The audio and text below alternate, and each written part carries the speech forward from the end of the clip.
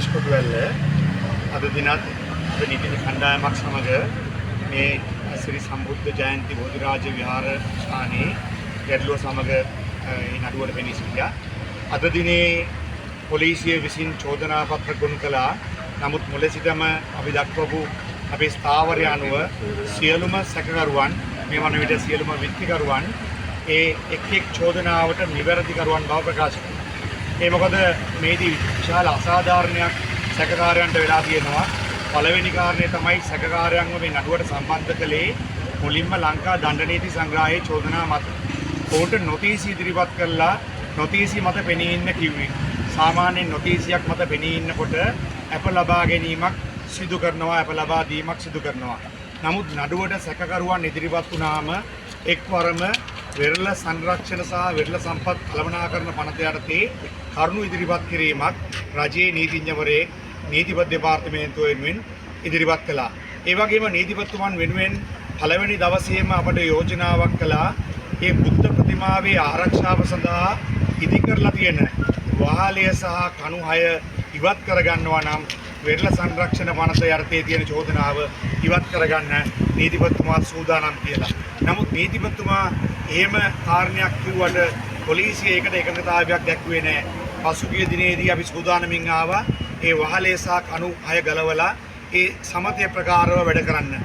නමුත් නීතිපතිතුමන් ඒ අදහසට පරිබාහිරව අදහස් දක්වමින් පොලිසිය අපට යෝජනා කළා අප විසින් ශ්‍රේෂ්ඨාධිකරණයේ ඉදිරිපත් කරලා තියෙන මූලික අයිතිවාසිකම් නඩු ඉවත් කරගන්නවා නම් ඒ වගේම අභියාචනාධිකරණයේ ඉදිරිපත් කරලා තියෙන රිට් නඩු ඉවත් කරගන්නවා නම් පමණක් ඒ කාරණය ඒ සමතය සලකා බලන්න පුළුවන් කියලා.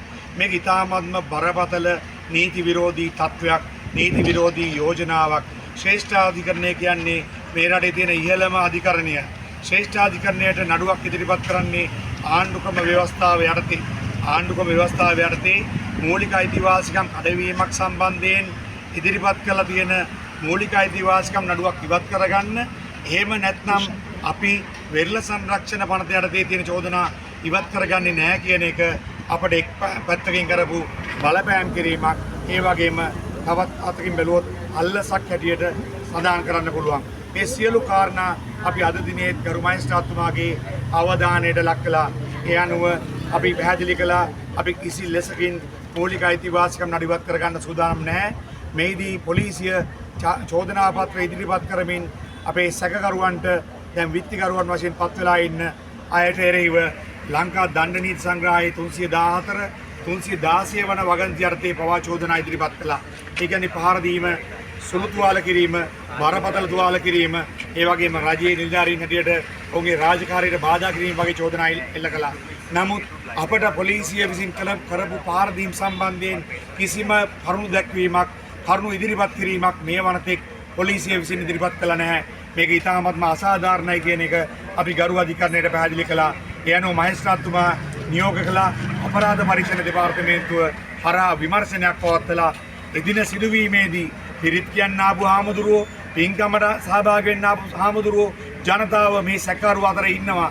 ඒ අයට වෙච්ච අසාධාරණය සම්බන්ධවත් විමර්ශනයක් කරලා ඒ අයට පහර දුන්නේ යම් පොලිස් නිලධාරියෙක් ඉන්නවා නම් ඒ අයට විරුද්ධව නීතිය ක්‍රියාත්මක කළ යුතුයි කියන මතයට ගරු අධිකරණය ඇවිල්ලා අපරාධ පරීක්ෂණ දෙපාර්තමේන්තුවට නියම කළා ඒ සම්බන්ධයෙන් විමර්ශනයක් පවත්වන්න කියලා. ඒ අනුව අපේ කිසිම විත්තිකාරයෙක් මේ වන විට වරද පිළිගත්තේ නැහැ. කිසිම විත්තිකාරයෙක් වෙරළ සංරක්ෂණ පනත යටතේ වරදක් කළා නැහැ. ඒ ඉඩම මහින්ද රාජපක්ෂ ජනාධිපතිවරයා විසින් ප්‍රධානයක් හැටියට නීත්‍යානුකූල ලබා දීලා තියෙන ඉඩමක් බව පැමිණිල්ල විසින් පිළිගත්තා. නීතිපතිතුමන්ද විසින් පිළිගත්තා. ඒ වගේම එම ස්ථානයේ තිබ්බ ගොඩනැගිල්ලක් සුනාමියේදී කඩා වැටුණා. ඒ ගොඩනැගිල්ල යථා තත්ත්වයට පත් කර ගැනීම සඳහා හිටපු රජයන් විසින් ආධාර ලබා දීලා තිබෙනවා. ඒ ඉදිකිරීම නැවත ප්‍රතිසංස්කරණය කරන්න විරෝධතාවයක් නැහැ කියලා වෙරළ සංරක්ෂණ දෙපාර්තමේන්තුව විසින් ලියුමක් ලබා දීලා තියෙනවා. ඒ තත්ත්වය මත මම කියන්නේ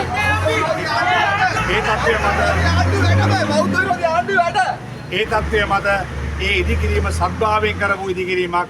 අපි ඕනෑම අවස්ථාවකදී අපට ඉදිරිපත් කරලා තියෙන මේ නීති විරෝධී සහ මේ සංගවලා ගහලා තියෙන මේ වෙරළ සංරක්ෂණ සහ වෙරළ සම්පත් කළමනාකරන කියන චෝදනාව ඉවත් කර ගන්නවා නම් අපි ඒ සත්භාවයෙන් කරපු ඒ වහලය ඉවත් කරලා නැවත නිසි අවසරය ලබාගෙන ඒ අපිට ලැබිලා තියෙන අවසර ලිපිය පිළිබඳව ඒ නීති අනුකූල භාවයක් ලබාගෙන ඒ ඉදිකිරීම නැවත කරන්න බලාපොරොත්තු වෙන බව අපි අධිකරණයට දැනුම් දුන්නා.